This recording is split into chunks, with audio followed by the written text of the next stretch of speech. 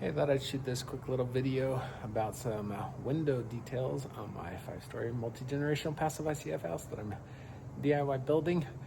And that is, obviously I need to do something down here. So normally this right here is called build buck. So that's what I used around the edges and up top when I was actually pouring my concrete, and 100% love it. There is huge advantage. One, it's your form. Worked out well as long as you brace it right. Two, it makes it so that there is no thermal bridging. And so all the heat in the winter stays in the house, well, almost all. And then during the summer, it prevents the heat from outside coming in. So helps with that. So 100% I would go with that again. As you can see, I didn't do it because of the way that I would pour. I didn't do it on at the bottom. So I could technically strip off the backs of these and try to Tapcon screw it into the concrete, but it is pretty pricey in terms of how much it costs. So the alternative that I'm thinking about doing is to put down some sill foam first, obviously because it's on concrete, and then Tapcon some pressure treated wood into the concrete. And then before I do that though, I'm actually thinking about going back and doing a skim coat of concrete just so that I can get a 5% slope going to the outside. And then Tapcon the pressure treated wood into my 8-inch concrete walls.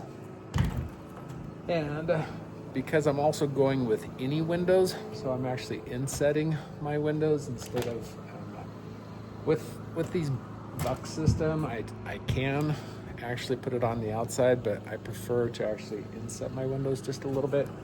So the windows are actually going to be sitting on the pressure treated wood. And then on the outside for my thermal bridge, then I will shim some additional EPS foam, give it a nice little additional ledge so that when the inevitable water does fall, then when it rains, although I do live in a high mountain desert, we only get 20 inches of moisture per year. So I don't have to worry about it as much as others. In terms of my flashing around the sides, I'm actually thinking in my edges to go with liquid Proseco. So Proseco liquid flash is what I'm thinking about those edges. It's pretty expensive stuff, but it's really, really good when it comes to sealing up the edges, because with windows, as Joe Stiebrick says, there's only two types of windows: the windows that leak and the windows that are going to leak. So when they inevitably do start leaking, I want that water to go to the outside. Now with that said, concrete is a sponge, so it'll soak up some of that liquid, but what I don't want is for it to come on the inside. And then on the inside, I was thinking I would do another little bit of foam, and then whatever sort of sill and that we end up deciding to put on our walls, etc., then we'll be able to finish that off on the inside.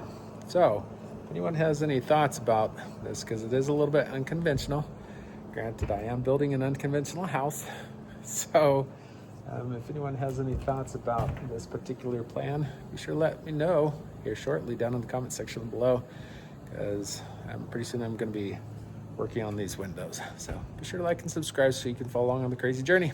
Thanks for watching.